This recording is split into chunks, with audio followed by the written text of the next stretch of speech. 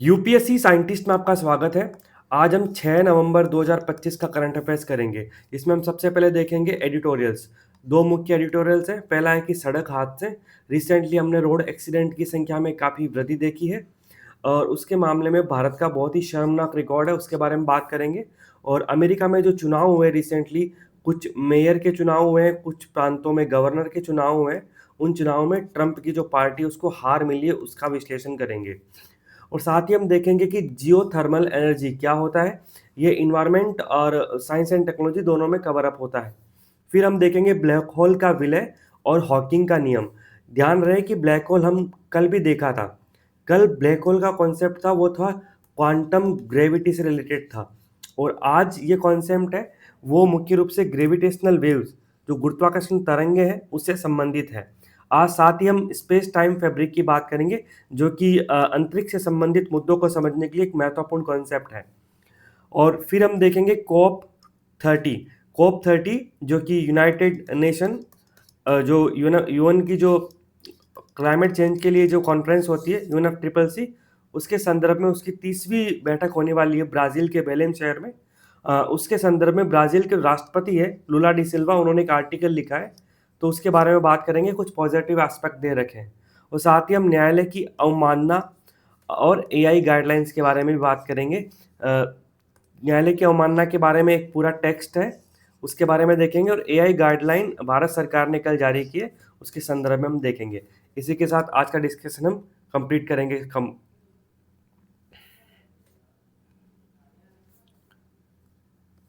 ये सब हम देख चुके हैं, अब सीधा हम टॉपिक शुरू करते हैं। Death on the move on India's disgraceful record in fatal road accidents, यानी सड़क पर मौत, जानलेवा सड़क हादसों में भारत का शर्मनाक रिकॉर्ड। तो ये एक तो इंफ्रास्ट्रक्चर रोड्स में कवर अप होगा, दूसरा पॉलिटी के अंदर रेगुलेशन में कवर अप होगा। घटना, दो घटनाएं हैं। आर्टिकल में इस घटना का जिक्र था, लेकिन इस घटना को भी डाला गया है। ये भी हालिया रिसेंट इंसिडेंट है। 3 नवंबर 2025 को हैदराबाद के चवेला में एक रोड हादसा हुआ था, सड़क हादसा हुआ था, जिसमें 19 लोगों की डेथ हुई थी। इसमें एक बजरी से लदा हुआ ट्रक था। उस ट्रक ड्राइवर ने गड्ढे से बचने के लिए थोड़ी सी गाड़ी मोड़ी थी, जिससे वो एक बस से टकरा गया। और ये घटना नेशनल हाईवे पर हुई है, ना कि कोई सामान्य ग्रामीण सड़क पर। और उस हिस्से पर न तो कोई डिवाइडर था, न स्ट्रीट लाइट थी, और न ही कोई साइन बोर्ड था। और सेकंड घटना जयपुर की है, जहां पर एक तेज रफ्तार से चलने वाले डंपर ने एक के बाद एक 17 गाड़ियों को टक्कर मार दी और इस हादसे में 14 लोगों की मृत्यु हो गई। तो ऐसी घटनाओं से रोज अखबार पटे होते हैं। हम चाहे रीजनल न्यूज़पेपर देखें, चाहे नेशनल देखें, सभी अखबारों में, समाचार में ये घटनाएं आम होती है कि सड़क हादसे हो रहे हैं। अब हम इस पे आगे बढ़े उससे पहले आपको एक फ़ोटो याद है। ये एयर इंडिया की जो उड़ान थी, जो AI-171 अहमदाबाद इस दुर्घटनाग्रस्त हुई थी ये। और इसमें लगभग 241 व्यक्ति जो ऑन बोर्ड थे, उनकी डेथ हुई थी। 19 लोग जो ज़मीन पर धरातल पर थे, उनकी भी मृत्यु हुई थी। टोटल 260 डेथ हुई थी। एक व्यक्ति मिरेकली चमत्कारिक रूप से जीवित रहा, बच गया था। तो यहाँ पे 260 का आंकड़ा है। परिणाम क्या हुआ? प्राइम मिनिस्टर की विजिट हुई उस रीजन में, सीएम भी गए, मिनिस्टर्स भी गए, जांच दल गठित हुए। अभी तक उस पर कुछ ना कुछ अपडेट आते रहते हैं। लेकिन एक डार्कर साइड देखें तो रोज भारत में सड़कों पर 400 से अधिक लोगों की डेथ होती है। और जिसमें से अक्सर लोग होते हैं वो पैदल चलने वाले होते हैं, बस यात्री होते हैं, दुपहिया वाहन चलाने वाले लोग होते हैं।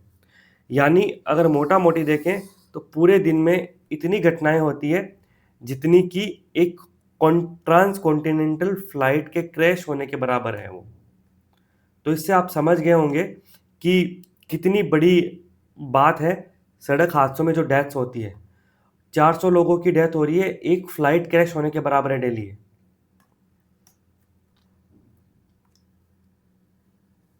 अब घटना के बाद की स्थिति क्या है कि फ्लाइट दुर्घटनाओं की जांच होती है, कई एजेंसियां इनकी जांच करती है, तुरंत सुधार किए जाते हैं। आपने देखा होगा एयर इंडिया ने 2 महीने के लिए अपने कुछ फ्लाइट्स का ऑपरेशन तक रोक दिया था। लेकिन सड़क दुर्घटनाओं में होने वाली मौतें ज़्यादातर गरीब लोग शामिल होते हैं। सिर्फ खानापूर्ति वाली जांच होती है और नियमों में बहुत धीरे धीरे बदलाव होता है, अगर होता है तो भी, अदरवाइज होता भी नहीं है। और सरकारी दस्तावेज है, उनमें इंसान की गलती को सबसे बड़ा आम कारण बताया जाता है। लेकिन गहरे कारण होते हैं वो वाहनों इंफ्रास्ट्रक्चर से जुड़े होते हैं जिन पर कभी ध्यान ही नहीं दिया जाता। अब कमियां देखी जाए तो ड्राइविंग लाइसेंस के स्तर पर देखें तो सुरक्षित ड्राइविंग के तरीके हैं और उनको पालन को लेके कोई टेस्ट नहीं है। जैसे क्या है कि जनरली ड्राइविंग को एक स्किल मानते हैं सिर्फ कि एक स्किल है, लेकिन वो नॉलेज और उस नॉलेज को अप्लाई करने का भी टेस्ट है। यानी जब ड्राइविंग टेस्ट देने जाते हो तो वो ओनली स्किल नहीं है, इसके लिए एक सिक्योरिटी ट्रेनिंग भी होनी चाहिए। मुझे आज भी याद है कि जब मैं लाइसेंस बनवाने गया था तब सिर्फ पूछ पूछ के लाइसेंस बनाए जा रहे थे। तो ये बहुत ही बेसिक चीज़ है कि ड्राइविंग लाइसेंस देते समय सावधानी नहीं बरती जाती, किसी प्रकार की सिक्योरिटी ट्रेनिंग नहीं होती है। नॉर्मल एक स्किल टेस्ट की भांति ड्राइविंग टेस्ट होता है और उसके पश्चात ड्राइविंग लाइसेंस इश्यू कर दिया जाता है। खराब ड्राइविंग आदतें, हमारे यहाँ पे टेल गेटिंग की प्रवृत्ति है। टेल गेटिंग की प्रवृत्ति जनरली आप जब भी ट्रैवल करते हैं तो देखते हैं कि आगे जो आपसे आगे जो गाड़ी चल रही है और आप पीछे किसी व्हीकल में हैं, तो दोनों के बीच में मिनिमम डिस्टेंस होना आवश्यक है, लेकिन डिस्टेंस नहीं होता है। आगे की गाड़ी जैसे ही रुकती है पीछे की गाड़ी उस आगे की गाड़ी के अंदर जाके घुस जाती है। तो इसी को बोलते हैं टेल गेटिंग। इस प्रवृत्ति पर कोई रोक नहीं है, नहीं कोई स्पेशल ट्रेनिंग दी जाती है। और भारत में लाइन बदलना तो एक बहुत ही नॉर्मल बात है। 4 लेन हाईवे हो चाहे 8 लेन हाईवे हो, लाइन बदलना बहुत ईज़ी है।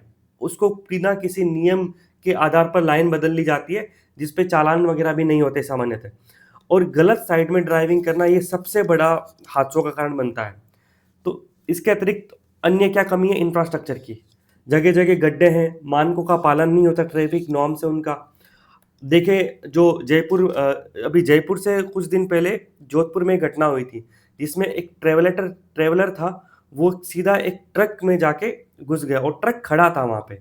और वो जो जो हाईवे होता है उसके जो वो किनारे होते हैं, वहाँ पे कुछ होटल्स वगैरह बने होते हैं। तो जो ड्राइवर्स होते हैं वो वहीं पे अपने ट्रक वगैरह खड़े करके और उन होटल्स में चले जाते हैं। इस वजह से क्या होता है कि सड़क की जो चौड़ाई है वो कम हो जाती है और फिर जो मेन रोड पर जो गाड़ियाँ चलती हैं उनको काफ़ी तकलीफ होती है और उससे सड़क हादसे भी होते हैं। और ये जो इंसिडेंट हुआ था जो भारतमाला प्रोजेक्ट है, जो कि भारत की जो लैंड बाउंड्री है उसको कवर अप करने के लिए पूरा एक 18 यूनियन टेरिटरीज यानी स्टेट को कवर अप करने वाला रोड है, उस पर ये घटना हुई थी। तो देख सकते हैं कि इंफ्रास्ट्रक्चर के लेवल पर क्या कमियाँ हैं। साथ ही जो पैदल यात्री हैं उनके लिए किसी प्रकार की कोई सुविधा नहीं होती है और जो 5 में से 1 दुर्घटना होती है वो आमने-सामने की टक्कर से होती है और यहाँ पे डिवाइडर की खराब स्थिति सबसे बड़ा कारण है।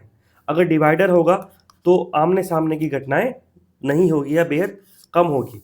अब बात करें सड़कों पर पार्किंग, तो आधी सड़क पर तो पार्किंग की जाती है। अगर आप दिल्ली जैसे शहर में रहते हो तो आप अक्सर देखोगे, अमूमन देखोगे कि जो मेन दिल्ली जो लुटियंस दिल्ली कहलाती है उसको छोड़ दिया जाए अपवाद स्वरूप, तो बाकी के दिल्ली के हर हिस्से के अंदर आधी सड़क पे तो पार्किंग की जाती है।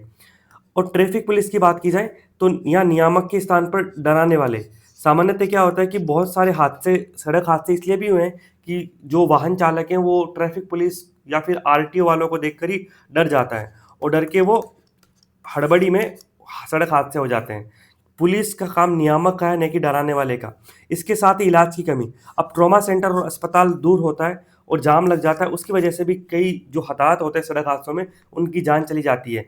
और जो आज का एडिटोरियल था उसमें स्पेशली मेंशन था कि ये घटना हुई वो हैदराबाद में हुई थी और हैदराबाद के अंदर जहाँ पर ये घटना हुई थी वहाँ नियर बाई अच्छे गवर्नमेंट हॉस्पिटल भी थे, ट्रॉमा सेंटर्स भी थे, प्राइवेट हॉस्पिटल्स भी थे। अगर ये चीज़ नहीं होती, अगर यही घटना बिहार के किसी रिमोट एरिया में होती या उत्तर प्रदेश या उत्तर भारत के किसी अन्य राज्य में होती तो स्थिति और गंभीर हो सकती थी, मरने वालों की संख्या भी और ज़्यादा हो सकती थी और सभी भारतीयों के लिए आरटीओ में जाना तो एक बहुत बुरा अनुभव होता है। अब समाधान क्या है? एक सेव लाइफ फाउंडेशन है, उसके अनुसार एक सुझाव है कि जो पासपोर्ट सेवा केंद्र होते हैं उसी की तर्ज पर लाइसेंस सेवा केंद्र बनाए जाने चाहिए और जो पारदर्शी हो, डिजिटाइज्ड हो और अच्छे ड्राइवर स्किल और सुरक्षा जागरूकता को सुनिश्चित करें। साथ ही जो नेशनल हाईवेज हैं उस पर इंडियन रोड कांग्रेस उसके कुछ डायरेक्शन है, दिशा निर्देश है, उनका पालन करना चाहिए। और मोटर वाहन अधिनियम ये लागू तो हो गया, लेकिन इस बहुत सारे राज्यों ने इसके लिए कुछ नियम नहीं बनाए, तो उन नियमों का बनाया जाना आवश्यक है। साथ ही जो कॉमर्शियल व्हीकल है उनको टकराव जोखिम चेतावनी उपकरण यानी कोलिजन रिस्क वार्निंग डिवाइस लगाए जाने चाहिए, ताकि जो कोलिजन हो उससे पहले ही उनको एक रिस्क का अलार्म बजे या वो रुक जाए सोते। हम देखते हैं कि जो आजकल बहुत सारी गाड़ियों में से फीचर आता है, अगर आपको नींद आ रही है तो आपकी गाड़ी की स्पीड ऑटोमेटिकली धीरे हो जाती है। तो उस तरह से कुछ ऑटोमेटेड सिस्टम भी किए जा सकते हैं। साथ ही जो पैदल चलने वाले लोग हैं उनके लिए बेहतर इंफ्रास्ट्रक्चर आवश्यक है, जैसे फुटपाथ हो या ओवरब्रिज हो, क्योंकि इनको बनाने से भी कई सारी मौतें रोकी जा सकती हैं। अब निष्कर्ष क्या है कि भारत में पूरे सड़क परिवहन व्यवस्था है, उसमें तत्काल और बड़े सुधार की ज़रूरत है। एक तो रैपिडली करना होगा और लार्जर स्केल पे करना होगा। एक वैल्यू एडिशन है इस एडिटोरियल के अंदर कि सुंदर कमेटी 2007 में बनी थी। उसने सुझाव दिया था कि एक नेशनल रोड सेफ्टी बोर्ड बनाया जाना चाहिए और साथ ही दुर्घटना का डेटा है उसका मानकीकरण और प्रभावी संग्रह पर जोर दिया जाए, ताकि समस्याओं का सही पहचान कर सके और जो पॉलिसी मेकिंग करे उसमें भी उसका यूज कर पाएँ। अन्य समाधान आप लिख सकते हैं इस में कि smart highway, intelligent transport system, सड़क सुरक्षा ऑडिट, ब्लैक स्पॉट की पहचान करना और उनमें सुधार करना, क्षतिपूर्ति व पुनर्वास पर जोर देना और सड़कों का नियमित रखरखाव और इलाज सुविधाओं को विकसित करना नियर बाई हाईवेज वगैरह। और साथ ही एक सुझाव और भी देख सकते हैं कि जो हाईवेज वगैरह के पास जो शराब के ठेके वगैरह दुकानें होती है उनका थोड़ा उनको थोड़ा मैनेज किया जा सकता है। Winter of discontent on Democrats their win in US election. America में चुनाव है रिसेंटली, जिससे चुनाव कुछ राज्यों में गवर्नर्स के चुनाव थे तो कहीं पे मेयर के चुनाव थे। उसमें डेमोक्रेट्स जो डेमोक्रेटिक पार्टी है वो जीती है और ट्रंप की रिपब्लिकन है वो हार चुकी है। ये आईआर में कवर इसलिए होगा कि अंतर्राष्ट्रीय संबंधों के जो हमारा मेंस का जीएस2 का सिलेबस है वहाँ पे स्पेशल लिखा है कि ऐसे अंतर्राष्ट्रीय घटनाक्रम जो भारतीय हितों को प्रभावित करते हैं। तो एक तरह से अमेरिका के अंदर जो डोनाल्ड ट्रंप की नीतियां हैं वो इस चुनाव से प्रभावित हो सकती हैं, क्योंकि मेक अमेरिका ग्रेट अगेन का नारा देने वाले मागा और जो दूर दक्षिणपंथी नीतियों को लागू करने वाले और कट्टर इमिग्रेशन पॉलिसीज को लागू करने वाले डोनाल्ड ट्रंप है, उन पर कुछ प्रभाव पड़ता है जो कि प्रत्यक्ष और परोक्ष रूप से भारतीयों के हितों को प्रभावित करती है। चर्चा में क्यों है कि राष्ट्रपति डोनाल्ड ट्रंप के दूसरे कार्यकाल के दौरान पहले बड़े चुनाव में डेमोक्रेटिक है वो जीत हासिल की है। अब जैसे कि एक एपिगेल स्पेनबर्गर है जो वर्जीनिया के अंदर, मिकी शेरिल ने न्यू जर्सी के अंदर गवर्नर पद में जीत गए हैं, और एक गज़ला हाशमी है जो भारतीय मूल की महिला है वो वर्जीनिया के अंदर एलजी लेफ्टिनेंट गवर्नर बने हैं। वही एक जोहरान ममदानी, ये बहुत पॉपुलर नाम रहा है, वो न्यूयॉर्क के मेयर बने और पहले साउथ एशियन मेयर है। प्रभाव क्या होगा, ट्रंप प्रशासन की नीतियों पर एक तरह का जनमत संग्रह है और ये ट्रंप की जो घटती रेटिंग है उनको वो भी दर्शाता है। अब ट्रंप के सामने क्या है कि वो मागा एजेंडा को तेज करेंगे या फिर उसमें बदलाव करेंगे। अब ये है जोहरान ममदानी। ये युगांडा में जन्मे लेकिन मुस्लिम डेमोक्रेटिक सोशलिस्ट हैं और ये स्वयं को भारत से जोड़ते हैं और ये दक्षिणी एशियाई पहचान को आगे रखकर ही इन्होंने चुनाव लड़ा है और ये न्यूयॉर्क के मेयर बने। और ध्यान रखें इनको 50.4% वोट मिले। और इवन इंटरेस्टिंग बात है कि यहाँ के जो स्टेट के पूर्व गवर्नर थे वो इनके सामने चुनाव लड़ रहे थे, वो भी हार गए। तो और इन्होंने जीत के बाद पंडित नेहरू जो भारत के प्रथम प्रधानमंत्री रहे, पंडित जवाहरलाल नेहरू, उनका जो प्रसिद्ध भाषण है ट्रस्ट विथ डेस्टिनी, उसका इन्होंने अपनी स्पीच में जिक्र किया है। तो हम देख सकते हैं और रिसेंटली जो स्कॉटलैंड है, स्कॉटलैंड आप अगर ब्रिटेन का मैप देखोगे तो उसमें जो नॉर्दर्न पार्ट है वो स्कॉटलैंड कहलाता है। तो स्कॉटलैंड में भी आज़ादी के लिए संघर्ष हुए थे, वहाँ पे भी पंडित नेहरू जी के भाषण ट्रस्ट विद डेस्टिनी का जिक्र हुआ था। तो आप इस भाषण को यूट्यूब से या इंटरनेट पे सर्च कर सकते हैं, उसको पढ़ सकते हैं और साथ ही उसके कुछ 1-2 लाइन में उसका शॉर्ट ट्रैक्स बना सकते हैं ताकि आप अपने ऐसे एथिक्स में कभी उसका यूज़ कर पाएँ। निष्कर्ष क्या है कि ट्रंप को राष्ट्रपति बने हुए अभी 1 वर्ष भी पूरा नहीं हुआ है, लेकिन काफ़ी बदलाव देखे जा रहे हैं वहाँ की पॉलिटिक्स में। तो इसका साफ संदेश ये है कि इस प्रकार की राजनीति को स्वीकार नहीं किया जा सकता। आपको पता होगा विंस्टन चर्चिल का नाम सुना होगा आपने, विंस्टन चर्चिल। ये जब सेकेंड वर्ल्ड वॉर चल रहा था, द्वितीय विश्व युद्ध, उस समय ब्रिटेन के यूके के प्रेसिडेंट प्राइम मिनिस्टर थे, सॉरी पीएम थे। और आपको पता होगा उस समय भारत आज़ाद नहीं था, भारत ब्रिटेन का गुलाम था और भारत में उस समय क्विट इंडिया मूवमेंट यानी भारत छोड़ो आंदोलन चल रहा था और सेकेंड वर्ल्ड वॉर में यूके वॉर जीत गया था। उसके पश्चात जब चुनाव हुए और लेबर पार्टी की सरकार बनी तो विंस्टन चर्चिल चुनाव हार गए थे। और ऐसा क्यों हुआ, उसका एकमात्र कारण ये था कि वहाँ की जनता ने साफ बोला था, he is fit for war not for piece. यानी जो विंस्टन चर्चिल हो युद्ध के लिए तो सही, शांति के लिए सही नहीं है। तो लंबे अरसे में हमेशा आम जनता के द्वारा शांति वाली चीज़ों को स्वीकार किया जाता है, ना कि युद्ध की चीज़ों को। Andhra Pradesh host India's largest geothermal energy project. Andhra Pradesh सबसे बड़े जियोथर्मल एनर्जी प्रोजेक्ट बनाएगा। इसके अंदर हम कुछ ऐसे बेसिक कॉन्सेप्ट देखेंगे जो कि हमारे फ्यूचर में भी काम आएंगे। हम डिस्कस करेंगे तो उसको बार बार डिस्कस करने की आवश्यकता नहीं होगी। तो India's largest thermal energy project Andhra Pradesh में कहाँ स्थापित होंगे?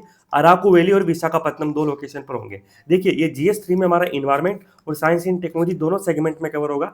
इन्वायरमेंट के अंदर ये क्लीन एंड ग्रीन एनर्जी यानी स्वच्छ एवं हरित ऊर्जा के परिप्रेक्ष्य में, और साइंस एंड टेक्नोलॉजी में कवर अप होगा अल्टरनेटिव एनर्जी, वैकल्पिक ऊर्जा के परिप्रेक्ष्य में। अब चर्चा में क्या है? तो energy efficiency services limited EESL ये एक संस्था है। इसने आंध्र प्रदेश के टूरिज्म सेक्टर में देश का सबसे बड़ा, सॉरी पहला नहीं, सबसे बड़ा geothermal energy technology project pilot project के तौर पर लागू करने के प्रस्ताव को मंजूरी दी है। और दो लोकेशन पे लगेंगे, अराकू वैली और विशाखापट्टनम। ध्यान रखना, अराकू वैली में जो कॉफ़ी होती है वो काफ़ी अच्छी होती है, तो अराकू वैली की कॉफ़ी फेमस है। अब पहले बात करते हैं कि ये EESL क्या है, फिर हम एडिटोरियल में आगे बढ़ेंगे। EESL क्या है? तो ये विद्युत मंत्रालय के तहत एक पब्लिक सेक्टर अंडरटेकिंग PSU है। अब इसको बनाया किसने? NTPC limited, power finance limited, REC limited और power grid corporation India limited. मतलब बहुत सारे PSUs ने मिलकर एक जॉइंट वेंचर बनाया जिसका नाम है EESL। और इसका नाम क्या है?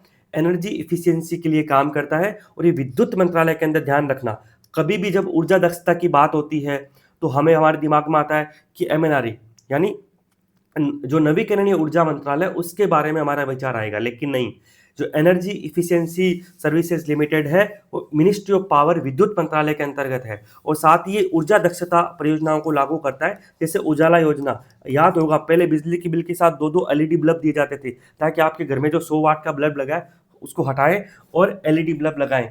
जैसे एक LED बल्ब होता है वो 15 वोट की ऊर्जा खर्च करता है या 9 वोट की ऊर्जा खर्च करता है, वहीं आपका 100 वाट का बल्ब है वो कितनी ऊर्जा खर्च करता था? वो 100 वाट की ऊर्जा खर्च करता था। यानी देखा जाए तो लगभग 10 बल्ब लगा सकते हैं आप 9 वाट के LED वाले, और इसके 6 से 7 बल्ब लगा सकते हैं LED वाले। तो कितनी ऊर्जा दक्षता आपको ना, किसी भी एडिटोरियल या किसी भी टॉपिक को पढ़ते समय सबसे पहले जो कीवर्ड्स है उस पर फोकस करना होता है कि दक्षता मतलब दक्ष कैसे होगा। मतलब कि पहले जो इनपुट था वो ज़्यादा था और आउटपुट था वो कम था। अब इनपुट कम है और आउटपुट ज़्यादा है, वही क्या है? दक्षता है। कम वाट में हमें अच्छी ऊर्जा मिल रही है, अच्छी एनर्जी मिल रही है। अब जानने योग्य तथ्य क्या है? देखो, जियोथर्मल का मतलब क्या है? पहले हम जियोथर्मल समझते हैं। जियो मतलब पृथ्वी होता है और थर्मल का मतलब होता है गर्मी, यानी पृथ्वी से जो गर्मी निकल रही है उससे हम ऊर्जा उत्पादित करेंगे। तो पृथ्वी से गर्मी यानी थर्मल कैसे निकलती है?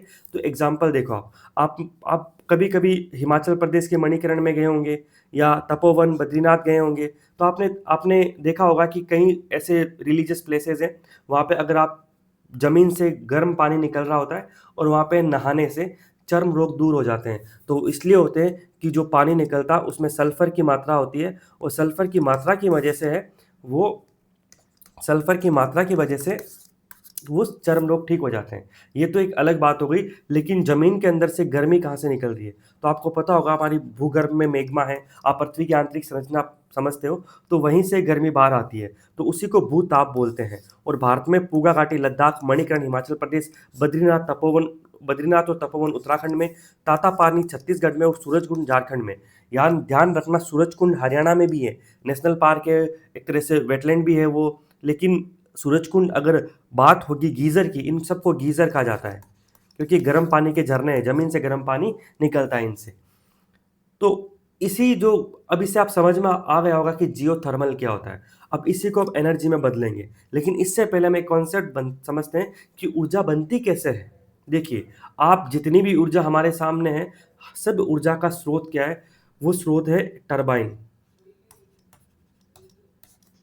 टरबाइन, आपने जनरेटर देखा होगा, शादियों के अंदर जनरेटर होता है, तो जनरेटर क्या होता है? उस जनरेटर में एक पंखा रहता है, वो घूमता है गोल गोल, और जब वो गोल गोल घूमता है तो उससे एनर्जी प्रोड्यूस होती है, एनर्जी निकलती है। एक सामान्य एग्जांपल है, आपके घर में अगर जो पानी की इलेक्ट्रिसिटी वाली मोटर है, अगर आप उसको जोर से हाथ से घुमाओगे और दूसरे साइड आप कोई छोटा सा लाइट लगाओगे तो उसमें लाइट जनरेट होगी, मतलब कि उस बल्ब है वो रोशन हो जाएगा। ये क्यों हो रहा है? क्योंकि जैसे हमारे घर में पानी की मोटर होती है, उसी प्रकार से टरबाइन एक जनरेटर होता है, और उस जनरेटर को चलाने के लिए हम सामान्यतः क्या करते हैं, डीजल डालते हैं या पेट्रोल डालते हैं। लेकिन टरबाइन होता है, उसके जो फैन होता है उसको घुमाने के लिए हम क्या करते हैं, भाप, हम भाप का प्रयोग करते हैं, भाप, स्टीम। अब सबसे बड़ी कहानी है कि इस भाप का स्रोत क्या होगा, इस भाप का स्रोत क्या होगा। अब हम इसको समझते हैं कि अगर भाप का स्रोत बदल देंगे तो हमारी ऊर्जा का स्रोत बदल जाएगा। जितनी भी हमारे सामने एनर्जी है, हम वो सारी भाप भाप के माध्यम से टरबाइन चलाते हैं, उसी से बनती है। तो सबसे पहले तो हम बात करेंगे यहाँ पे टरबाइन की। अब टरबाइन को चलाया कैसे जाएगा, तो इसके लिए क्या चाहिए कि हमें फोर्स चाहिएगा, बल चाहिएगा। वो बल का स्रोत क्या है, या तो इसके आप ऊपर पानी गिरा दो, और टरबाइन के ऊपर जब बांध से पानी गिरता है तो हम हाइड्रो पावर आता है हमारे पास, यानी जो जल विद्युत आता है वो यहाँ से आता है। अगर उस टरबाइन को हम भाप से चलाएंगे, भाप से चलाएंगे तो उसे बोलते हैं हम थर्मल पावर। क्या बोलेंगे, थर्मल पावर। अब इंटरेस्टिंग बात है कि भाप के स्रोत क्या होते हैं। देखो भाप है, अब भाप स्टीम कैसे हो सकता है, हम हो सके सूर्य की एनर्जी है, जो सौर एनर्जी है, उसको कैप्चर करें और उससे पानी गर्म करें, और जो पानी उबलेगा उससे भाप होगी, तो वो सोलर थर्मल एनर्जी हो जाएगी। जब कोयले को गर्म करेंगे, कोयला जला के बिजली पैदा की जाती है, तब भी भाप बनती है, उसी से टरबाइन चलता है। तो उसी तरह हमारे पास यहाँ पे जियोथर्मल है, जो पृथ्वी के अंदर की गर्मी है, स्टीम है, जो मैग्मा है, उससे जो गर्मी मिल रही है हमें, उस गर्मी को बाहर लाएं और उससे टरबाइन चलाएं, और उसके माध्यम से बिजली पैदा करें, विद्युत पैदा करें। और एक बात आप हमेशा ध्यान रखना, जब भी टरबाइन के माध्यम से विद्युत पैदा होगी तो वो एक्टिव करंट होगा, ऐसी होगा। रट्टा मार लेना, पीवाई क्यू बहुत मिल जाएंगे आपको। इसके साथ ही अगर बैटरी से आपको एनर्जी मिल रही है कहीं पर भी, तो वो डीसी डायरेक्ट करंट होगा, ये आप याद रख सकते हैं। अब हम आगे बढ़ते हैं। जियोथर्मल एनर्जी क्या होता है हमने देख लिया। अब जियोथर्मल एनर्जी यानी पृथ्वी के अंदर गर्मी से मिलने वाली ऊर्जा, ये क्लीन होगी और नवीकरणीय होगी। इसके स्रोत क्या होंगे कि पृथ्वी का केंद्र पिघली हुई चट्टानों से मैग्मा बनता है, जो बहुत गर्म होता है, और धीरे धीरे ये सतह सरफेस की तरफ आती है। अब इसके इस्तेमाल कैसे करते हैं, देखो हमारे पास दो तरीके हैं। पहला इलेक्ट्रिसिटी जनरेशन, अभी हमने बात की थी कि गर्मी से भाप, और फिर भाप से टरबाइन चलाया जाएगा और जनरेटर चलेगा और बिजली बनेगी। एक सीधी हीटिंग और कूलिंग, डायरेक्ट हीटिंग और कूलिंग के रूप में इस्तेमाल किया जा सकता है। आपने नोटिस किया होगा कि अगर आपके घर में ट्यूबवेल है या बोरिंग है, तो आप देखोगे कि सर्दियों में तो उससे गर्म पानी आता है और गर्मियों में ठंडा पानी आता है। और हमारी आवश्यकता यही है कि गर्मियों में हमें क्या चाहिए, ठंडा पानी चाहिए, और सर्दियों में हमें गर्म पानी चाहिए। तो आजकल जियो थर्मल हीट पंप होते हैं। जो जियो थर्मल हीट पंप होते हैं वो वही काम करते हैं जो हमारे बोरिंग से पानी करता है। ये सर्दियों के अंदर ज़मीन से गर्मी लाते हैं और जो ठंड है उसको नीचे भेज देते हैं, और गर्मियों में ठंड को नीचे से ऊपर लाते हैं और गर्मी को नीचे भेज देते हैं। तो ये जियो थर्मल हीटिंग पंप, इसके माध्यम से भी एनर्जी सोर्स हमारा हो सकता है। Clearest black hole merger signal yet allow probe Hawking's law, black hole विलय एवं हॉकिंस का नियम, इन साइंस एंड टेक्नोलॉजी में कवर अप होगा। पार्टिकल फिजिक्स यानी कण भौतिकी में कवर होगा। हमने इस टॉपिक की कल भी बात की थी, ब्लैक होल वगैरह की, और आज ही वापस न्यूज़ में है। इस टॉपिक के बारे में कुछ इन्फॉर्मेशन हमने 2 अक्टूबर को भी डिस्कस किया था। तो आप चाहें तो 2 अक्टूबर के अंदर डायरेक्टली वहाँ पे टाइम स्टैम्प में जाके ये टॉपिक देख सकते हैं। वहाँ पे ग्रेविटेशनल वेव्स के नाम से ये टॉपिक करवाया गया था। अब देखो, हम कुछ कॉन्सेप्ट पढ़ेंगे, फिर वापस यहाँ पर आएंगे, इस इमेज को समझने की कोशिश करेंगे। सबसे पहले देखते हैं ब्लैक होल क्या। हमने कल भी बात की थी, आज थोड़ी सी विस्तार से बात करते हैं। आप अंतरिक्ष में तारे देखते हो, बहुत सारे तारे, जिन्हें इंग्लिश में स्टार कहा जाता है। तो तारे की विशेषता क्या होती है, इसके पास एक तो खुद की हीट होती है, ऊष्मा होती है, और एक इसके पास खुद की लाइट होती है, यानी प्रकाश होता है। वो तारे कहलाते हैं। और इनकी ऊर्जा का स्रोत क्या होता है, वो होता है हाइड्रोजन होता है, यानी हाइड्रोजन के माध्यम से इनको एनर्जी प्राप्त होती है। और हाइड्रोजन हीलियम में बदलता रहता है, तब तक उनको एनर्जी प्राप्त होती है। इसी प्रक्रिया को हम क्या बोलते हैं, नाभिकीय संलयन बोलते हैं। यहाँ तक आपको क्लियर हुआ होगा। तो कोई भी तारा है उसके अंदर हाइड्रोजन लिमिटेड मात्रा में रहती है, जैसे जैसे हाइड्रोजन समाप्त होती रहती है उसी तरह से तारा बूढ़ा होता रहता है। तो अब तारे का जो द्रव्यमान है वो कितना है, उसके आधार पर यह तय होता है कि तारा क्या बनेगा। जैसे अगर किसी तारे का द्रव्यमान जो सूर्य है उसके द्रव्यमान का 1.44 गुना उससे अधिक है, तो वो तारा ब्लैक होल बनेगा। और ये जो 1.44 वाली सीमा है, इसको हम चंद्रशेखर लिमिट बोलते हैं। चंद्रशेखर लिमिट, चंद्रशेखर सीमा बोलते हैं। तो वो ब्लैक होल बनेगा। तो मतलब एक ऐसा तारा जिसका द्रव्यमान 1.44 गुना से अधिक होता है, तो वो ब्लैक होल बनेगा। मोटा मोटी 3 गुना होता है तब बड़ा ब्लैक होल बनता है। ये अलग कभी हम पढ़ेंगे तारे की लाइफ साइकिल। आप मोटा मोटी ये समझ लो कि हमारा सूर्य है वो कभी जीवन में कभी ब्लैक होल नहीं बनेगा, क्योंकि सूर्य का 1.44 गुना होना चाहिए। यही सीडीएस में स्पष्ट तौर पे क्वेश्चन पूछा था कि सूर्य है वो क्या बनेगा, अंत होगा था, तो ब्लैक होल तो नहीं बनेगा। तो आपको समझ में आ गया होगा कि ब्लैक होल कैसे बनता है। तो ब्लैक होल अंतरिक्ष में प्रबल गुरुत्वाकर्षण का क्षेत्र होता है, उसकी ग्रेविटी बहुत ज़्यादा होती है। ग्रेविटी इतनी ज़्यादा होती है कि लाइट भी इससे नहीं बच पाती। ये तब बनता है जब कोई विशाल तारा मर जाता है। और विशाल देखो, बड़ा तारा है, बड़ा तारा का मतलब सन के जो मास है उससे 1.44 से बड़ा, और ये अपनी ग्रेविटी के कारण सिकुड़ जाता है। इसे सीधे नहीं देख सकते, इसके आसपास के पदार्थों पर इसके प्रभाव से देख सकते हैं। आसपास के पदार्थ का प्रभाव मतलब इसके आसपास में जो पदार्थ होते हैं उन सबको अपनी तरफ खींचता है। उस खींचने से इसके चारों तरफ एक रिंग बन जाती है, उसे रिंग को बोलते हैं इवेंट होराइजन। ये ब्लैक होल की काल्पनिक सीमा है, और इस रिंग के पास कोई चीज चली जाएगी फिर वापस कभी नहीं आएगी, वो अंदर चली जाएगी, क्योंकि यहाँ पे जो पलायन वेग होता है वो प्रकाश की गति उसके बराबर होता है। अब हम अंतरिक्ष में ऐसी घटनाएं होती हैं, इनको देखते कैसे हैं, तो धरती पर हमने इवेंट होराइजन टेलीस्कोप, एक ग्रुप ऑफ टेलीस्कोप है, रेडियो वेधशालाओं का नेटवर्क है, उसके माध्यम से हम इसका अध्ययन करते रहते हैं। अब बात करेंगे ग्रेविटेशन वेव्स की, गुरुत्वाकर्षण तरंगे क्या होती है। उससे पहले हम देखेंगे कि स्पेस टाइम क्या होता है, अंतरिक्ष स्पेस टाइम अंतरिक्ष समय क्या होता है। तो आप एक समझ लो कि स्पेस टाइम है वो एक तनी हुई चादर है। आपने एक चादर ली है और चार दोस्तों ने उस चादर को पकड़ लिया। उस चारों कोनों पे उन्होंने उस चादर को बहुत ही जोर लगा के खींच रखा है। अब खींचने से आपको चादर एकदम फ्लैट दिखेगी। अब इसका मतलब ये तो नहीं है कि आप चादर के अंदर बीच में बैठ जाओगे, तो बैठते ही क्या होगा, चादर नीचे से बीच में से क्या होगी, दबेगी, उस पर फोर्स पड़ेगा। तो हो सकता है कि जो अब उसको हम स्पेस टाइम मान रहे हैं किसको, उस चादर को, और जैसे ही उस चादर के बीच में दबाव पड़ेगा तो चादर क्या होगी, सिकुड़ेगी। तो जो तनी हुई चादर है उस पर कोई भी भारी चीज जैसे गेंद रखते हैं तो थोड़ी दब जाती है, और जो दबती है उसी को बोलते हैं गुरुत्वाकर्षण। और जब उस चादर पर बहुत भारी चीज बहुत तेजी से घूमती है या फिर एक दूसरे से टकराएगी, जैसे कि एग्जाम्पल फॉर ब्लैक होल, तो उस चादर में लहरें पैदा होगी। और यही लहरें गुरुत्वाकर्षण तरंगे, ग्रेविटेशनल वेव्स हैं, जो अपने स्रोत से बाहर की ओर फैलती है। अब ये अगर ब्लैक होल टकराएंगे तब भी ये लहरें निकलेगी, अगर न्यूट्रॉन तारा टकराएगा तब भी ये लहरें निकलेगी। अब आप पूछोगे न्यूट्रॉन तारा क्या होता है, तो जब मास 1.4 से लेकर 3 गुना होता है सूर्य का, तब तो न्यूट्रॉन स्टार बनता है। वो 3 से ज़्यादा होता है तब बनता है ब्लैक होल। ये तारे की लाइफ साइकिल में आप बेसिक क्लास में पढ़ते होंगे। अब इन तरंगों की बात अल्बर्ट आइंस्टीन ने 100 साल पहले 1916 में अपनी जनरल थ्योरी ऑफ रिलेटिविटी के सिद्धांत में की थी, और इसमें स्पेस उस टाइम को अलग अलग नहीं बताया था कि एक दूसरे से जुड़े हुए हैं, और अपने स्रोत से निकलकर पूरे ब्रह्मांड में लाइट ऑफ स्पीड से फैलती है।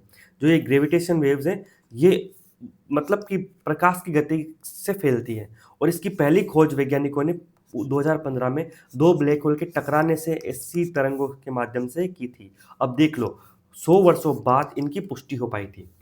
अब पृथ्वी पर ग्रेविटेशन वेव्स हैं, उनके डिटेक्टर कौन कौन से हैं। देखो, ब्लैक होल को देखने के लिए हमने अलग से डिटेक्टर बना रखे हैं, उनको इवेंट होराइजन टेलीस्कोप कहते हैं। लेकिन ब्लैक होल के टक्कर से या फिर खगोलीय घटनाओं के माध्यम से जो ग्रेविटेशनल वेव्स निकलती है, उन वेव्स को डिटेक्ट करने के लिए हमारे पास कुछ डिटेक्टर हैं। ध्यान रखना, ये डिटेक्टर है वो अल शेप डिटेक्टर है। आप 2 अक्टूबर का डिस्कशन में उन डिटेक्टर के बारे में विस्तार से देख सकते हैं। अल शेप्ड होता है, तो ये कहाँ कहाँ पर है, इसलिए इनको लिगो बोला जाता है। लीगो हैनफोर्ड, लीगो लिविंगस्टन, ये दोनों यूएसए के अंदर है। एक जियो 600, जियो 600, ये जर्मनी के अंदर है। वर्गो, वर्गो ये इटली के अंदर है। कागरा ये जापान के अंदर है। और लीगो इंडिया ये प्लान्ड है, अभी ऑपरेशन फेज में है। आपने सुना होगा हिंगोली, हिंगोली महाराष्ट्र का नाम सुना है आपने? वहाँ पे लीगो इंडिया हमारी ये ग्रेविटेशनल वेव का डिटेक्टर बन रहा है, अभी बना नहीं है। देखो ये प्लान्ड है, बाकी के ऑपरेशनल हैं। ठीक है, इसके अलावा आप ये भी पूछ सकते हो कि ई लीसा क्या, लीला क्या है। देखो ई लीसा पीटी में आया हुआ है और ये इस संदर्भ में आया था कि ई लीसा है क्या। ई लीसा है ना, पृथ्वी से बाहर जो लैंग्रेज पॉइंट है वहाँ पर 3 सैटेलाइट के माध्यम से, ऐसे समझ लो 3 एरोप्लेन छोड़ेंगे जो पृथ्वी से बहुत दूर होंगे, और उनके माध्यम से, ई लीसा के माध्यम से, या अब इसको लीसा भी कहने लग गए हैं, इसके माध्यम से क्या करेंगे, ग्रेविटेशन वेव्स को डिटेक्ट करेंगे। एक लीला प्रोजेक्ट है। लीला प्रोजेक्ट कुछ नहीं है, हमने 2 अक्टूबर को डिस्कस किया था कि जो चंद्रमा है, मून है, मून के ऊपर हम एक डिटेक्टर लगाएंगे, उसका नाम लीला है। इतने से आपका क्वेश्चन तो हो ही जाएगा। अब नई खोज, देखो हमने इतना बेसिक पढ़ लिया, अब हम आर्टिकल पे आते हैं कि क्या है। तो ब्लैक होल का विलय और हॉकिंग का नियम, यानी ब्लैक होल का विलय है, हुआ है, उससे हमें हॉकिंग के नियम के बारे में जानकारी मिली है। तो 14 जनवरी 2025 यानी 14 जनवरी 2025 को वैज्ञानिकों ने लीगो, वर्गो और कागरा, हमने इसकी बात की है, लीगो, वर्गो और कागरा, इन डिटेक्टर के माध्यम से 2 ब्लैक होल के आपस में टकराने यानी विलय से उत्पन्न गुरुत्वाकर्षण तरंगों का पता लगाया। उनको नाम दिया GW250114 यानी 14। तो अब देखो इसमें क्या है, 2025 है, पहला महीना है और तारीख है 14, तो इस हिसाब से इनको नाम दिया गया है। अब ये GW250114 ये खास क्यों है, इसका महत्व क्या है? हमने अभी पढ़ा था कि 2015 में ही हमने ग्रेविटेशनल वेव्स खोज ली थी, तो इस बार की वेव्स में ऐसा नया क्या है? तो इस बार जो सिग्नल मिला है वो सबसे स्पष्ट ग्रेविटेशनल वेव का सिग्नल है, पहली बात। और ये लगभग 1.3 बिलियन 130 करोड़ प्रकाश वर्ष से दूर से आया था ये। इससे हॉकिंग के नियम की पुष्टि हुई। अब हॉकिंग का नियम क्या है? तो हॉकिंग ने नियम दिया था, स्टीफन हॉकिंग्स ने, कि ब्लैक होल है, ब्लैक होल एरिया थ्योरम दिया था उन्होंने। और उन्होंने क्या बोला था कि ब्लैक होल है, उसका कुल क्षेत्रफल इवेंट होराइजन से कभी घट नहीं सकता, या तो स्थिर रहेगा या समय के साथ बढ़ेगा। अब मोटा मोटी बात हम ये समझ लेते हैं। अब हम फर्स्ट इमेज में जाते हैं और देखते हैं हॉकिंग का नियम क्या है। अब देखो ये एक एग्जांपल है, इस पूरे को हम मान लेते हैं space time fabric, space time है ये, और यहाँ पे 2 ब्लैक होल आपस में टकराए। जैसे ब्लैक होल आपस में टकराए तो क्या हुआ कि उनकी टकराने से उनके चारों ओर क्या हुआ, ग्रेविटेशनल वेव जनरेट हुई। तो ये तो हमने देखा। लेकिन हॉकिंग का नियम क्या है?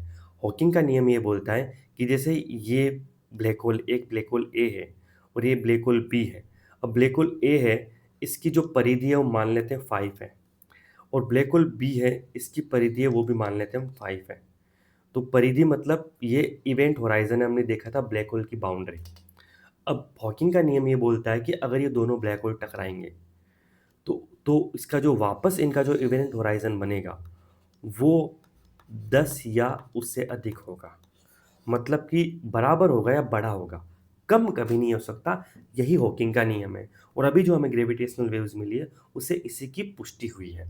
अब आपको शायद अच्छे से समझ में आए। ये सिद्धांत ये कहता है कि ब्लैक होल की कुछ सतह का क्षेत्रफल यानी इवेंट होराइजन कभी घट नहीं सकता, या तो स्थिर रहेगा या समय के साथ बढ़ेगा। इसके साक्ष्य क्या है कि जब हमने अभी विलय से पहले शुरुआती ब्लैक होल का क्षेत्रफल को मापा और फिर बाद में मापा, तो हमें समझ में आया कि जो नया ब्लैक होल बना उसका क्षेत्रफल ज़्यादा अधिक था, जो हॉकिंग के नियम की पुष्टि करता है। यानी टक्कर के बाद जो नया ब्लैक होल बना उसका क्षेत्रफल ज़्यादा था।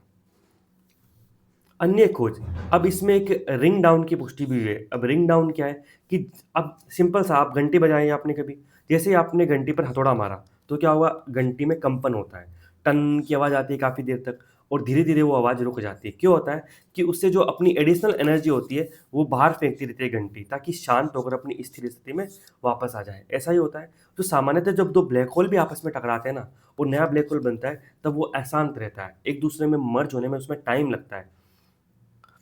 तो वो भी एक एनर्जी छोड़ता है। तो ठीक इसी तरह जो नया ब्लैक होल है वो विकृत ब्लैक होल अपनी अतिरिक्त ऊर्जा को बाहर फेंकता है और संपूर्ण गोलाकार बन सके। और वो जो ऊर्जा होती है उसकी वो ग्रेविटेशनल वेव के रूप में निकलती है। इसी को ब्लैक होल का कंपन या रिंग डाउन बोलते हैं। जब ब्लैक होल अब ग्रेविटेशन वेव्स के माध्यम से अपनी ऊर्जा रिलीज करता है, एडिशनल एनर्जी को, उसी को क्या बोलते हैं? ब्लैक होल का कंपन या रिंग डाउन बोलते हैं। अब अब ये कंपन या वाइब्रेशन है, ये कुछ खास फ्रीक्वेंसीज है उस पर नोट्स पर ही होता है, इसलिए इसको क्वासी नॉर्मल नोट्स कहते हैं। आप इस वर्ड्स को भी लिख सकते हो, याद रख सकते हो। अब वैज्ञानिकों ने नए ब्लैक होल कंपन इसका भी विश्लेषण किया है, और ये कंपन जो रॉय केर इन्होंने दिया था घूमने वाले ब्लैक होल, उसकी गणितीय समाधान से पूरी तरह मेल खाता है। ये नाम इंपॉर्टेंट नहीं है, कॉन्सेप्ट इंपॉर्टेंट है, और आइंस्टीन की थ्योरी ऑफ रिलेटिविटी वो इंपॉर्टेंट है। तो यहाँ पे ध्यान रखना है कि ये कंपनिंग डाउन क्या है। अब इस टॉपिक को एक बार ब्रीफली देख लेते हैं कि क्या है। देखो यहाँ पे सबसे पहले हमें पता होना चाहिए ब्लैक होल का विलय क्या है। तो विलय सिंपल सी बात है, दो ब्लैक होल आपस में टकरा के जब नया ब्लैक होल बनता है तो ब्लैक होल का विलय है। हॉकिंग का नियम क्या है कि जब दो ब्लैक होल आपस में टकराते हैं तो हर ब्लैक होल का एक क्षेत्रफल होता है, और हॉकिंग का नियम ये बोलता है कि जो नया ब्लैक होल बनेगा उसका क्षेत्रफल पहले के ब्लैक होल के क्षेत्रफल से ज़्यादा होगा या बराबर होगा, उससे कम कभी नहीं हो सकता। ये मुख्य रूप से ये था। अब इन सबको हम कैसे देखते हैं? तो धरती पर हमने कुछ डिटेक्टर बना रखे हैं, ग्रेविटेशनल वेव डिटेक्टर, उनके माध्यम से हम इसको देखते हैं, जिसका मैप हमने यहाँ पे देखा था, जिसमें लीगो है, वर्गो है, जियो है, कागरा है। ये क्वेश्चन आ चुके हैं। इसके अलावा इलिसा है, लीला जिसको चंद्रमा पे बनाएंगे फ्यूचर में हम, इलिसा है जिसको यूरोपियन स्पेस एजेंसी बना रही है अभी हमारी पृथ्वी के बाहर बहुत दूर। और स्पेस टाइम उसमें 4D होता है। देखो 4D 4 डायमेंशन, इसका कॉन्सेप्ट हम देख लेते हैं, ये रह गया था। 4D का मतलब क्या होता है? देखो आपने क्या सुना है, लंबाई सुनी है, चौड़ाई है और ऊंचाई है, यही होता है। 3D में तो यही पढ़ते हैं हम। 4D में टाइम होता है, समय होता है, ध्यान रखना हमेशा।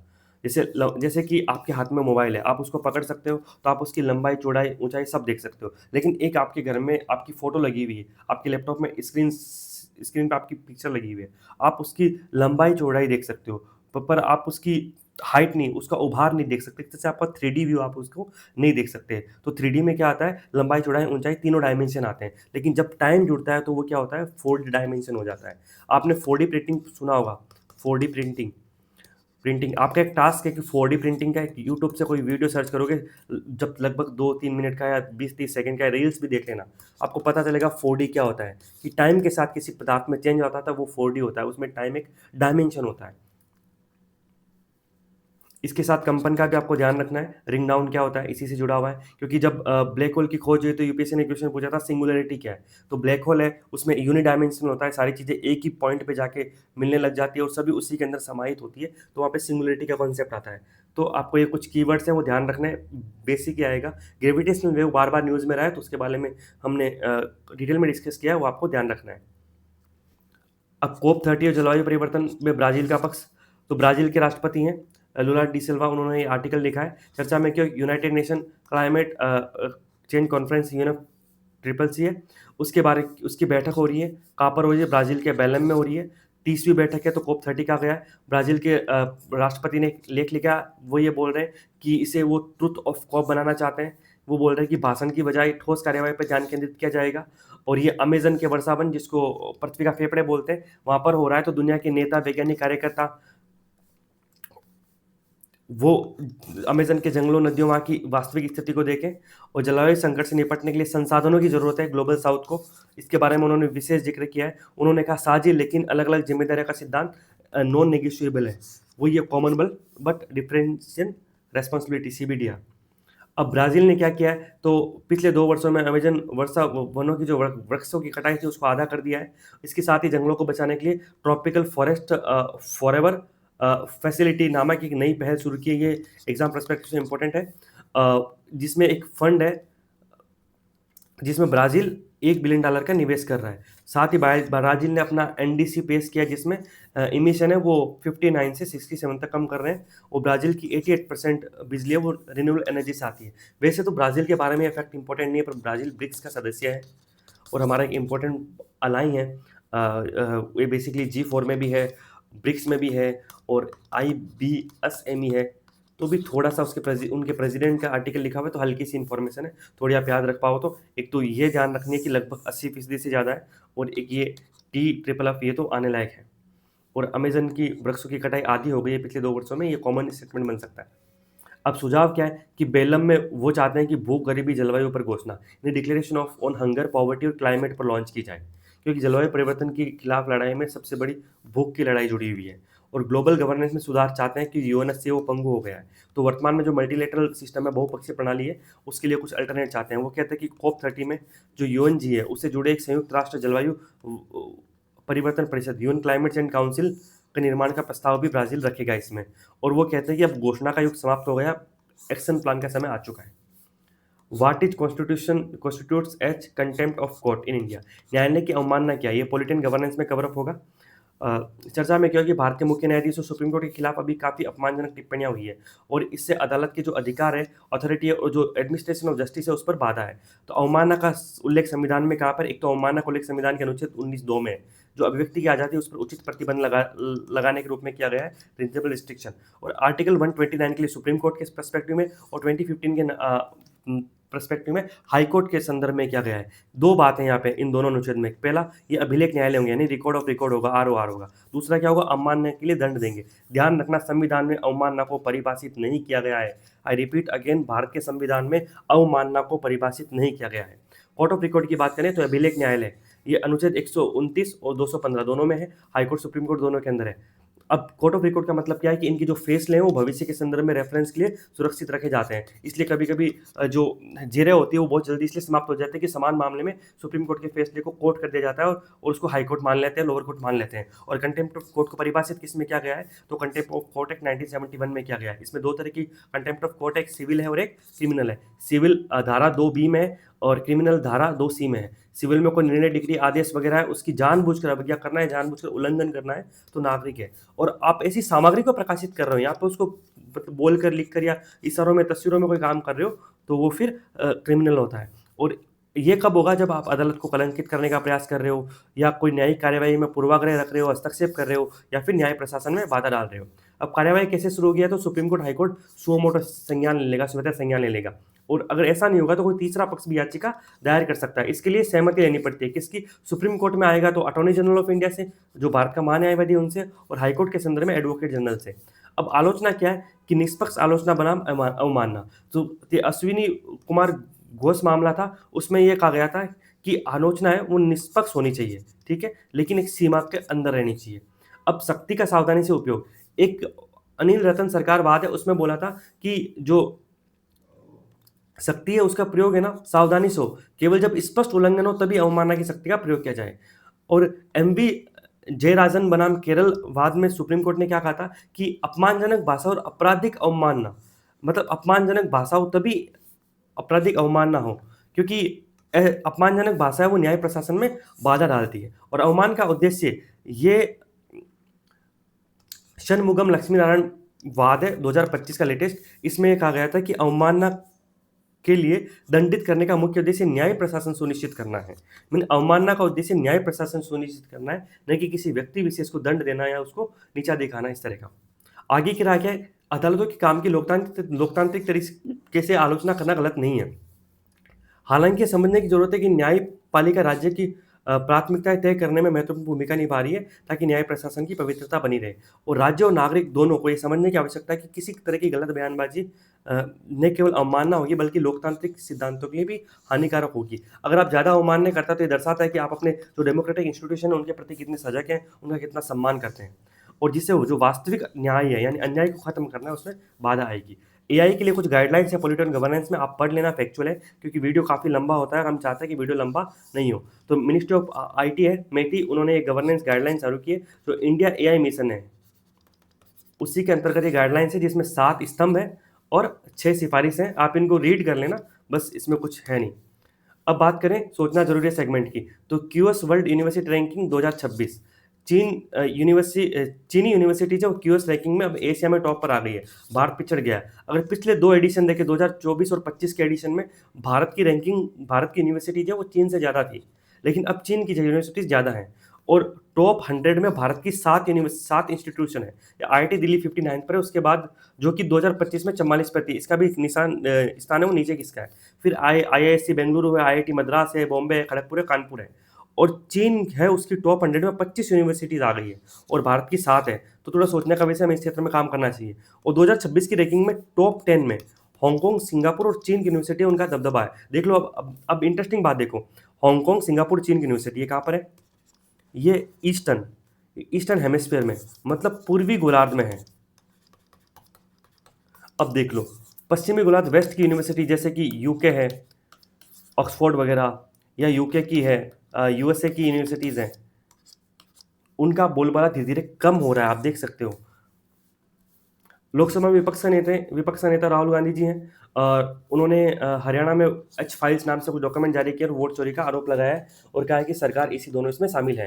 ये फर्दर बात की बात है, लेकिन लीडर ऑफ अपोजिशन ने एक तरह का एलओपी का पोस्ट होता है, वो संवैधानिक पक्ष है, इस संवैधानिक पद है, इसलिए हमें इनके बारे में जानकारी रखनी जरूरी है। और अगर एलओपी के द्वारा कोई मुद्दा उठाया जाता है तो उसको इसी और सरकार के द्वारा संज्ञान में लेना चाहिए। बात करें पंजाब यूनिवर्सिटी की, तो हाल ही में केंद्र सरकार ने क्या किया, पंजाब यूनिवर्सिटी का जो सीनेट है उसके अंदर कुछ बदलाव कर दिए। तो रीस्ट्रक्चर किया, तो पंजाब गवर्नमेंट ने बोला है कि वो केंद्र सरकार के खिलाफ हाईकोर्ट जाएगी। तो यूनिवर्सिटी को लेकर सेंट्रल स्टेट के बीच में टसल है, वो कई बार चलता रहता है, पर इस बार का टसल नया है। सामान्यतः गवर्नर के साथ टसल होता है, लेकिन इस बार का टसल है वो गवर्नर के साथ नहीं होकर केंद्र सरकार के साथ डायरेक्ट है। अब विदेशी पोर्टफोलियो निवेश, फॉरेन पोर्टफोलियो निवेश, एफपीआई, अब देखा जाए तो भारत से सबसे ज़्यादा एफपीआई बिकवाली हो रही है। तो ये क्या एक तरह से घटते भरोसे का संकेत है, क्योंकि जब तक कॉर्पोरेट परफॉर्मेंस में सुधार नहीं होगा तो विदेशी निवेशक को भारत में इन्वेस्टमेंट के लिए आकर्षक नहीं लगेगा। मतलब भारत के अंदर जो कॉर्पोरेट गवर्नेंस है उसमें रिफॉर्म की बेहद आवश्यकता है। और अभी तो हाल ही में जो टाटा ग्रुप है, हमने देखा था टाटा ग्रुप के अंदर सब कुछ सही नहीं चल रहा है। रिसेंटली एक दूसरे पर आरोप प्रत्यारोप लगा रहे हैं उसके बोर्ड मेंबर। तो ये भारत की कॉर्पोरेट परफॉर्मेंस का सही चित्र नहीं दिखा रहा है और हमें इसके लिए कुछ काम करना पड़ेगा। और साफ है कि कॉर्पोरेट की जो प्रॉफिटेबिलिटी में कमी है उसका असर स्टॉक रिटर्न से कहीं ज़्यादा है। अगर कोई व्यक्ति जब कहीं निवेश करेगा तो वो स्टॉक्स कम ज़्यादा हो रहे हैं उस पर निवेश नहीं करेगा, जबकि वो कॉर्पोरेट की प्रॉफिटेबिलिटी है उसमें वो ज़्यादा ध्यान देगा, कॉर्पोरेट का जो परफॉर्मेंस है उस पर ध्यान देगा। तो हमें कॉर्पोरेट गवर्नेंस के लिए हमें काम करना चाहिए। अब आपका होमवर्क भी है कि कॉर्पोरेट गवर्नेंस के लिए कुछ कमेटी बनी हुई है, जैसे उदय कोटक कमेटी है, या कॉर्पोरेट गवर्नेंस के लिए हमने सेबी बनाई है। तो कॉर्पोरेट गवर्नेंस के बारे में आप कुछ कुछ देख सकते हो जो कि इंपॉर्टेंट है एज पर्सपेक्टिव पीटी और मेंस। आपने देखा होगा इस बार एक ईएसजी का प्रीलिम्स में क्वेश्चन आया था, ईएसजी। तो ये ईएसजी को सेबी बार बार लागू कर रहा था, तो ये कॉन्सेप्ट था, उसका क्वेश्चन आया था।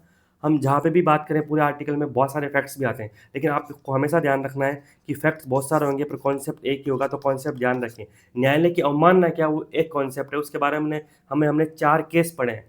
वो 4 केस याद रहे नहीं रहे कोई फर्क नहीं पड़ता, पर न्यायालय की अवमानना क्या होती है, वो संविधान में परिभाषित है या नहीं है। उसके अतिरिक्त उसमें जो पूर्व में प्रश्न आ चुका है उसको देखना जरूरी है, क्योंकि जब पूर्व में कोई इजी प्रश्न आ जाता है तो भविष्य में उससे टफ प्रश्न बनने की संभावना रहती है। एक एग्जाम्पल दे सकता हूँ, जो ईज ऑफ डूइंग बिजनेस है उसके लिए 2015 में जो प्रश्न आया था उसमें साफ पूछा गया था कि ease of doing business report कौन निकालता है। लेकिन जब 2019 में उसी से संबंधित क्वेश्चन आया था तो उसके 10 पैरामीटर्स हैं, उनमें से कुछ पैरामीटर्स दे दिए थे और ये पूछ लिया था कौन सा पैरामीटर्स नहीं है। तो जब पूर्व में कोई क्वेश्चन आता है तो उसके बारे में भविष्य में ध्यान रखना आवश्यक है। और जो कंटेम्प्ट ऑफ कोर्ट वाला मामला था उसमें आपको ये ध्यान रखना है कि अगर सुओ मोटो एक्शन नहीं होता है तो कंटेम्प्ट ऑफ कोर्ट की कार्यवाही के लिए सुप्रीम कोर्ट के पर्सपेक्टिव में अटॉर्नी जनरल ऑफ इंडिया और इस हाई कोर्ट के पर्सपेक्टिव में एडवोकेट जनरल ऑफ स्टेट की पूर्व सहमति आवश्यक है। इसी के साथ आज का डिस्कशन कंप्लीट करते हैं। पीडीएफ आप टेलीग्राम से डाउनलोड कर सकते हैं। वीडियो आप यूट्यूब पे देख ही रहे हैं और अच्छा लगता है तो इसको साझा कर सकते हैं।